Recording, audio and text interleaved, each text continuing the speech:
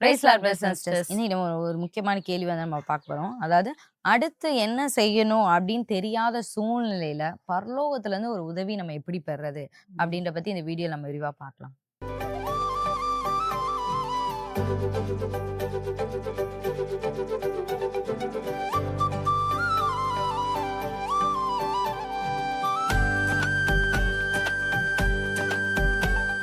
ரொம்ப எப்பயுமே வந்து ஒரு சில நேரம் நம்ம ரொம்ப திகைச்சு போய் நிப்போம் பார்த்தீங்களா? அந்நேரம் ஆண்டவர் வந்து அன்றும் சரி, இன்றும் பரலோக உதவி ஆண்டவர் வந்து நமக்கு அனுப்பிக்கிட்டே தான் இருக்கார். இந்த ஒரு நுணுக்கம் வந்து இந்த ஒரு சத்தியத்தை வந்து அறியாதனால தான், நம்ம வந்து ஆண்டவரே கேள்வி கேட்டு ரொம்ப ஒரு உடைஞ்சு போய் ரொம்ப ஒரு மாரி இருக்கும். இந்த ஒரு வழி இருக்குங்கிறத இன்னைக்கு நீங்க பார்த்துட்டு இருக்கோம். நீங்க தெரிஞ்சுக்கோங்க. இனி வரும் நாட்கள்ல நீங்க வந்து என்ன செய்யணும்னு திகைச்சு போய் நிற்க நேரம் கண்டிப்பா பரலோக உதவி எனக்கு அனுப்புங்கன்னு கேளுங்க. நிச்சயமா ஆண்டவர் உங்களுக்கு வந்து தருவார். நம்ம ஒரு வசனம் படிக்கலாம். 2 நாளாகமம் 20ஆம் அதிகாரம் 12ஆம் வசனம். எங்கள் தேவனே, அவர்களை நீ நியாயம் தீர்க்க மாட்டீரோ? எங்களுக்கு விரோதமாக வந்த இந்த ஏராளமான கூட்டத்துக்கு முன்பா நிற்க எங்கள் பலன் இல்லை. நாங்கள் செய்ய வேண்டியது இன்னதென்று எங்களுக்கு தெரியவில்லை. ஆகையால் எங்கள் கண்கள் உம்மையே நோக்கிக் கொண்டிருக்கிறது என்றான். இந்த இடத்துல ஃபர்ஸ்ட் 20ஆம் அதிகாரம் ஃபர்ஸ்ட் வசனத்துல பாத்தீங்கன்னா தெரியும். 3 கூட்டத்தார் வந்து இஸ்ரவேல் விரோதமா எழும்பி வருவாங்க. மோவாப் புத்திரர், அம்மோன் புத்திரர், இன்னொன்னு ஒரு கூட்டத்தார் வந்து இங்க வருவாங்க. 22ஆம் வசனத்துல பாத்தீங்கன்னா இருக்கும். சேயீர் மலை தேசத்தார். மொத்தம் 3 கூட்டத்தார் ஒரே டைம்ல எழும்பி வராங்க. அதே மாரி நம்ம லைஃப்லயும்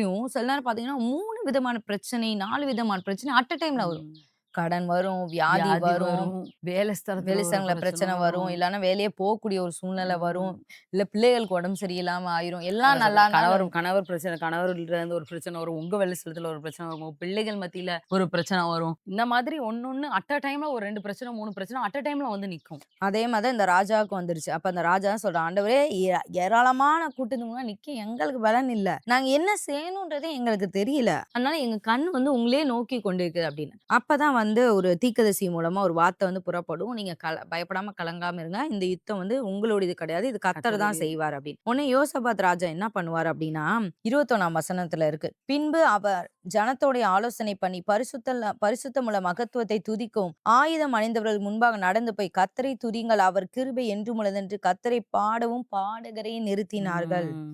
அடுத்து 22ஆம் வசனம். அவர்கள் பாடி துதி செய்ய தொடங்கின போது யூதாவுக்கு விரோதமாய் வந்து பதிவிருந்த அம்மோன் புத்திரரையும் மோவாபியரும் சேயீர் மலை தேசத்தாரையும் ஒருவருக்கு விரோதமாய் ஒருவரை கர்த்தர் எழும்ப பண்ணியதனால் அவர்கள் வெட்டுண்டு விழுந்தார்கள். ம். நீங்க வந்து நினைக்கலாம், சிஸ்டர் இதே பாயிண்ட் நீங்க எவ்வளவு நாள் தான் சொல்லுவீங்க அப்படின்னு. ஆனா இதுல உண்மையாமே அவ்வளோ பவர்ஃபுல் இருக்கு. நாங்க ரியல் லைஃப்லயே நாங்களும் நெறைய இந்த மாதிரி நாங்களும் பிரச்சனைகள் இருக்கா? நெறைய இது பண்ணியிருக்கோம். எங்க சபையும் நாங்க பண்ண ம். வச்சு நெறைய இது மூலமா ஒரு ஜெயத்த நாங்க வந்து பெற்றுருக்கோம். அதனால தான் நாங்க சொல்றோம். முக்கியமா பாட்டுல வந்து அவ்ளோ பிரசன்ஸ் இருக்கு. ஒரு சில பேர் சொல்லுவாங்க, "எனக்கு பாடலே அவ்ளோ ஒரு எரிச்சலா தான் இருக்கு." அப்ப அந்த எரிச்சல கொண்டு வரதே பிசாசு தான். ஏன்னா அதுக்கு நல்லா தெரியும். நீங்க ம். பாடி துதிச்சீங்க அப்டின்னா ஒரு விடுதலை கிடைக்கும். இது எப்படி சொல்றது? இது வந்து கிறிஸ்தவத்திலே இருக்கிறதுல ஒரு சிம்பிள் மெத்தட்ன்னு சொல்லலாம். ஆமா. ரொம்ப ரொம்ப ஈஸி. சிம்பிளான ஆனா எஃபெக்டிவான மெத்தட் இது. ம். இப்ப ஒரு சில பேர் ரொம்ப சீரியஸான பிரச்சனையோட வருவாங்க. அப்ப சொல்லுவேன், "சிஸ்டர் நல்லா துதிச்சு பாடுங்க" அப்படி சொல்லும்போது, "நான் எவ்ளோ பெரிய பிரச்சனைய நான் சொல்லிட்டு இருக்கேன். நீங்க நீங்க துதிச்சு துதிச்சு பாடுங்க பாடுங்கன்னு சொல்லுங்க" அப்படின்னு சொல்லு. அப்படின்னு. அவங்களுக்கு அத நம்ம ஆ. சொல்லும்போதே அவங்களுக்கு வந்து ஒரு ஒரு சில பேர் டிசப்பாயின்ட்மென்ட் ஆயிடுறாங்க. ம். நான் எவ்ளோ பெரிய சீரியஸான பிரச்சனைய பத்தி இங்க பேசிட்டு இருக்கேன். நீங்க பாட்டு பாடி துதிக்க சொல்றீங்கன்னு. ஆனா இங்கேயும் அதே மாரி தான் சீரியஸான ஒரு இக்கட்டான சூழ்நிலையில தான் இருந்தாங்க. அந்த ராஜா வந்து நமக்கு எவ்ளோ ஆயுதங்கள் இருக்கு, எவ்ளோ குதிரை படை இருக்கு, எவ்ளோ யானை படை இருக்கு, மனித படை அதெல்லாம் இருக்கு. எண்ணவே அதெல்லாம் இல்ல. அவரு எண்ணவே இல்ல. பாடகரை துதிக்க நிப்பாட்டினாரு. ம். அவங்களுக்குள்ளேயே வெட்டுண்டு மடிந்து போனாங்க. ம். இன்னைக்கும் உங்க வாழ்க்கையில எவ்ளோ வகையான கடன் இருந்தாலும் சரி, எவ்ளோ வகையான வியாதி இருந்தாலும் சரி, எவ்ளோ வகையான வறுமை இருந்தாலும் சரி, துதிச்சு பாடுங்க. இது வந்து ஒன் ஆஃப் த ஒரு பெஸ்ட் மெத்தட் நம்மளுடைய கிறிஸ்தவத்துல ஆண்டவர் பாடல் சொல்லிக் குடுத்த. கேட்கறது வேற. நம்ம உட்கார்ந்து ஆண்டவர் சமூகத்துல உட்கார்ந்து பாடுறதுங்கிறது வேற. துதிச்சு பாடுங்க. ம். அந்த சத்துருக்கள் ஒருவரை ஒருவர் வெட்டுண்டு மடிய ஆண்டவர் வந்து ம். செய்வார். 2வது நம்ம பார்த்தோம் அப்டின்னா, இதுல இதுல நம்ம ரொம்ப எல்லாருமே வந்து ஒரு தயங்குறதான ஒரு விஷயம், தடுமாறதான ஒரு விஷயம். என்ன அப்டின்னா வந்து, ஆண்டவரே வந்து எப்பயுமே ஆண்டவருடைய பணிகளுக்கு நம்ம முக்கியத்துவம் குடுத்து, ஆண்டவருடைய வேலைகள் இது எல்லாத்தையுமே என்ன ஒரு பிரச்சனை நம்மள சுத்தி இருந்தாலும் சரி, என்ன இருந்தாலும் கிங்டம் பிசினஸ நம்ம பார்த்தோம் அப்டின்னா, ஆண்டவர் நம்மளுடைய பிசினஸ ஆண்டவர் பார்ப்பார். பரலோகம் தானா நம்மளுடைய பிசினஸ். இது வந்து நெறைய பேத்துக்கு புரியவே மாட்டேங்குது. ஆண்டவர் மத்தேயுல அழகா சொல்லியிருக்காரு. நம்ம நெறைய நேரம் வந்து எவ்ளோ பெரிய பிரச்சனை இருந்தாலும் சரி, இன்னைக்கு நெறைய பேர் வந்து பிரச்சனை இருந்தா, பிரச்சனை தீர்ந்ததுக்கப்புறம் ஆண்டவர் சமூகத்துக்கு போறேன் அப்படிங்கிற ம். எண்ணங்களும் வந்து இருக்கு. எனக்கு ஒரு ஸ்மூத்தான லைஃப் ஆ. நான் வந்ததுக்கு அப்புறம் நான் வரேன். அப்படின்ற மாரி இருக்காங்க. இப்போதைக்கு நான் ரொம்ப ஸ்ட்ரெஸ்ஸா இருக்கேன். எனக்கு பண பிரச்சனை வந்து அதிகமா இருக்கு. நான் இன்னும் வேற வழியே இல்ல. இந்த மாசம் நான் வந்து ஒரு ஓவர் டைம் எடுத்து அந்த சண்டே கூட நான் போய் பண்ணேன்னா, அந்த ஒரு ரூ. 1000 கூட எனக்கு ஹெல்ப் பண்ணும்.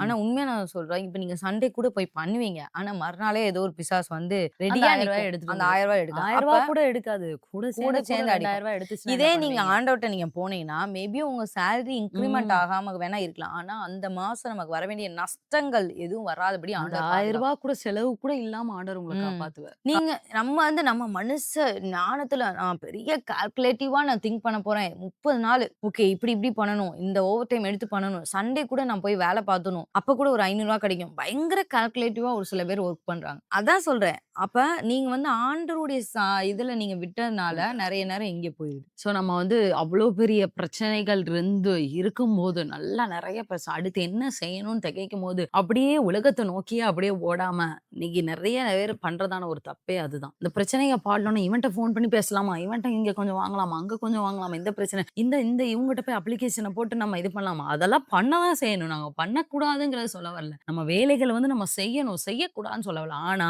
ஆண்டவருக்கு எப்பயும் போல குடுக்குற அந்த நேரங்கள், அத விட நீங்க ஒரு படி அதிகமாவே செலவு பண்ணுங்க. அவர் அந்த காரியத்த நீங்க ஒரு 10 கம்பெனி ஏறி இறங்குறக்கு ஆண்டவர் உங்களுக்கு சொப்பனத்துல ஒரு கம்பெனிய காமிப்பார். நீங்க 10 கம்பெனி ஏறி இறங்குன வேஸ்ட் பண்ண அந்த டைம நீங்க ஆண்டவர் சமூகத்துல உட்கார்ந்தீங்கன்னா, தரிசனத்திலயோ, சொப்பனத்திலயோ அது ஒரு கம்பெனி அந்த ஒரு கம்பெனில நீங்க உள்ள போங்க, உள்ள செலக்ட் ஆயிரலாம். எவ்ளோ டைம் சேவ் பாருங்களேன். நம்ம நெறைய நேரம் பண்ற தவறே வந்து இதுதான். ஸோ நம்ம ஆண்டவருடைய கிங்டம், அவருடைய பிசினஸ்ல நம்ம முதன்மையா நம்ம குடுக்கும்போது, பரலோகம் தானா நம்மளுடைய வழிகளை வந்து செய்யும். அதுதான் ஆண்டவர் மத்தேயுலே நமக்கு சொல்லியிருக்காரு. மத்தேயு 6ஆம் அதிகாரம் 31ஆம் வசனத்திலிருந்து 34ஆம் வசனம் வரைக்கும் பார்த்தோம் அப்படின்னா, ஆகையால் எண்ணத்தை உண்போம், எண்ணத்தை குடிப்போம், எண்ணத்தை உடுப்போம் என்று கவலைப்படாதிருங்கள். இவைகளை எல்லாம் அஞ்ஞானிகள் நாடி தேடுகிறார்கள். இவைகள் எல்லாம் உங்களுக்கு வேண்டியவைகள் என்று உங்கள் பரமபிதா அறிந்திருக்கிறார். முதலாவது தேவனுடைய ராஜ்யத்தையும் அவருடைய நீதியும் தேடுங்கள். அப்பொழுது இவைகள் எல்லாம் உங்களுக்கு கூட கொடுக்கப்படும். ஆகையால் நாளைக்காக கவலைப்படாதிருங்கள். நாளை தினம் தன்னுடையவைகளுக்காக கவலைப்படும். அந்தந்த நாளுக்கு அதினதின் பாடு போதும்.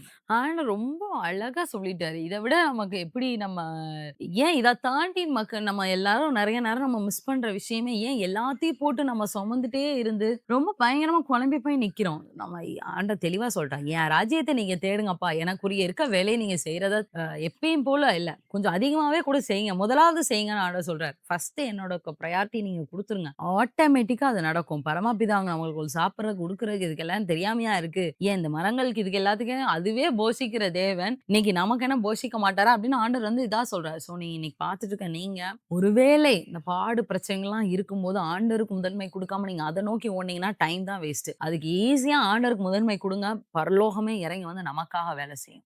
அடுத்து 3வதா பார்த்தோம் அப்படின்னா, எப்பலாம் நம்ம பாரத்த நம்மளே சுமக்கிறோமோ, பரலோகம் வந்து சுமக்கவே சுமக்காது. "நீயே சுமக்கிறியா? உன் பலத்துல நீ சுமக்கிறியா? நீ தாராளமா எவ்வளோ தூரம் சுமக்கணுமோ சுமந்துக்கோ" அப்படின்னு பரலோகம் வந்து ஒதுங்கிக் கொள்ள தான் வந்து பார்க்கும். அப்ப என்னைக்கு இத நம்ம எப்படி கண்டுபிடிக்கலாம்? நான் என் பாரத்த நான் சுமக்கிறேனா, இல்ல நான் இறக்கி வச்சுட்டேனான்றத நம்ம ஒரு ஈஸியான மெத்தட்னா, இரவுல நம்ம எப்படி தூங்குறோம்ன்றத நீங்க பாருங்க. ஒரு சில பேர் உருண்டுட்டே இருப்பாங்க. "தூக்கமே வரல, தூக்கமே வரல, தூக்கமே வரல" அப்படின்ட்டு. உங்க பாரத்த குறிச்சு நீங்க அதிகமா கவலைப்பட்டுட்டே இருக்கனால தான் அங்க தூக்கமே வரல. தலையில நம்ம ஒரு பாறாங்கல் வச்சிருக்கோம்னு வைங்களேன், நம்மளால தூங்க முடியுமா? இல்ல கண்டிப்பா. இருதயத்துல இந்த இடத்துல இப்படி ஒரு பாறாங்கல் இப்படி நான் தூக்கி ம். வச்சிருக்கேன்னு வைங்களேன், என்னால நான் கம்ஃபர்டபுளா நான் தூங்க முடியுமா? அப்படிதான் நம்மளுடைய இதுல நம்ம வந்து வச்சிருக்கோம். அதுக்கு ஒரு அழகான பெஸ்ட் எக்ஸாம்பிள் வந்து அப்போஸ்தலர் பேதுரு தான். ம்ஹ்ம். அந்த மனுஷன மறுநாள் கொலை செய்ய போறோம்ன்னு வந்து வச்சிருக்காங்க. ஆனா அழகா அவர் இருக்குது. சிறையில வந்து நல்ல ஒரு தூக்கம் டீப் ம். ஸ்லீப்ல வந்து இருக்கிறாரு. இன்னொரு இடத்துல பார்த்தீங்கன்னா, பவுலும் சீலாவையும் வந்து அந்த இதுல கால் கட்டப்பட்டு ம். நடுராத்திரில வந்து இருப்பாங்க. அவங்க கூட தூங்க மாட்டாங்க. ஆனா வந்து அட்லீஸ்ட் அவங்க வந்து அந்த டைம் வந்து வேஸ்ட் பண்ண மாட்டாங்க. வேஸ்ட் பண்ணாம, புலம்பாம யோசிச்சுக்கிட்டே உட்கார்ந்து என்னத்தையாச்சும் யோசிச்சு, இந்த இரவுல பிசாசு வந்து களைய விதைக்கிறதுக்கு அவங்க இடம் குடுக்கவே இடம் இல்ல. குடுக்கவே இல்ல. பவுலும், சீலாவும் டக்குன்னு வந்து ஓகே நம்ம அவங்களுக்கு தூக்கம் வரல. மேபி அவங்க காலெல்லாம் இப்படி அந்த இதுக்குள்ள ம். மாட்டியிருப்பாங்க. அந்த ஆமா, அந்த இதுல இதுல. மாட்டியிருப்பாங்க. அப்ப மேபி பெயின் ரொம்ப அதிகமா இருந்திருக்கும். மேபி இல்ல. கண்டிப்பா பெயின் இருந்திருக்கும். ம். அதனால அவங்களால தூக்கம் கூட கரெக்ட்டா வராம கூட இருந்திருக்கும். அப்ப அந்த டைம் அவங்க வந்து தன்னைத்தானே அவங்க உற்சாகப்படுத்துறதுக்காக பாடுறாங்க. ஆண்டவர பாடி ம். துதிக்கிறாங்க. இங்க பேதுரு பார்த்தீங்கன்னா, என்னுடைய எதிர்காலம் ஆண்டவர் கையில இருக்குப்பா அப்படின்ற மாரி அவர் நான் பாட்டு ஜம்முன்னு நாளைக்கே தூங்குறாரு. இறந்தாலும் நான் அவர போய் பார்ப்பேன். அப்படிங்கிற ஒரு எப்படி ஒரு சந்தோஷத்துல அவர் தூங்கியிருக்காரு பாருங்க. இதே பேதுரு தான் அன்னைக்கு இயேசு கிறிஸ்து அங்க ம். கப்பல்ல படுத்து இவன தூங்கிட்டு ஐயரே இருக்கும்போது, "ஐயய்யோ! ஐயோ! தூங்குனீங்க. என்னய்யா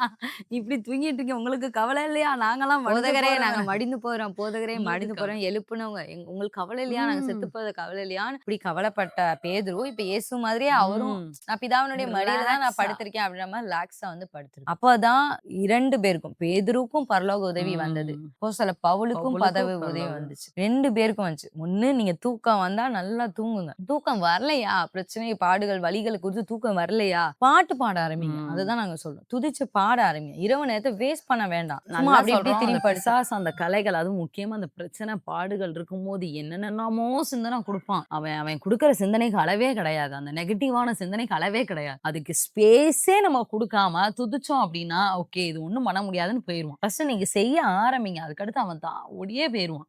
இந்த வீடியோ உங்களுக்கு ரொம்ப பிரயோஜனமா இருந்திருக்கும் அப்படின்னு நான் விசுவாசிக்கிறேன். இப்ப நம்ம வந்து ஒரு 3 காரியங்கள் நம்ம வந்து பார்த்தோம். இனி வரும் நாட்கள்ல உங்களுக்கு வந்து பாடுகள், பிரச்சனைகள் அடுத்தடுத்து என்ன பண்றது அப்படின்னு தெரியாம திகைச்சுட்டு இருக்கும்போது, எப்படிலாம் பரலோகம் நமக்கு உதவி செய்யுதுங்கிறத ஒரு ட்ரிக்க வந்து இது ஒரு ட்ரிக்குன்னு கூட நினைச்சுக்கோங்க. இல்ல ஒரு டிப்ஸ்ன்னு நினைச்சுக்கோங்க. இந்த 3 காரியங்கள்ல அவங்க எப்படிலாம் பண்ணி அவங்க பரலோக உதவி பெற்றார்கள் நம்ம பார்த்தோம். இனி வரும் நாட்கள்ல உங்களுக்கும் அந்த மாதிரி பிரச்சனை வரும்போது, இந்த மெத்தட நீங்க அப்ளை பண்ணுங்க. Apply God's word. ஆண்டவருடைய வார்த்தைய உங்களுடைய வாழ்க்கையில நீங்க அப்ளை பண்ணி பாருங்க. நிச்சயமா அது வந்து உங்களுக்கு பிரயோஜனமா இருக்கும். உங்களுடைய பிரச்சனை பாடலருந்து பரலோக உதவிய நம்ம ஈஸியா பெற்றுக்கொண்டு ஜெயிக்கலாம். இந்த வீடியோ நீங்க அநேகருக்கு ஷேர் பண்ணுங்க. இந்த சத்தியம் தெரியாதவங்களுக்கு பிரயோஜனமா இருக்கும். மீண்டும் அடுத்த ஒரு வீடியோல உங்களை சந்திக்கிறோம். கர்த்தர் உங்களை ஆசீர்வதிப்பாராக.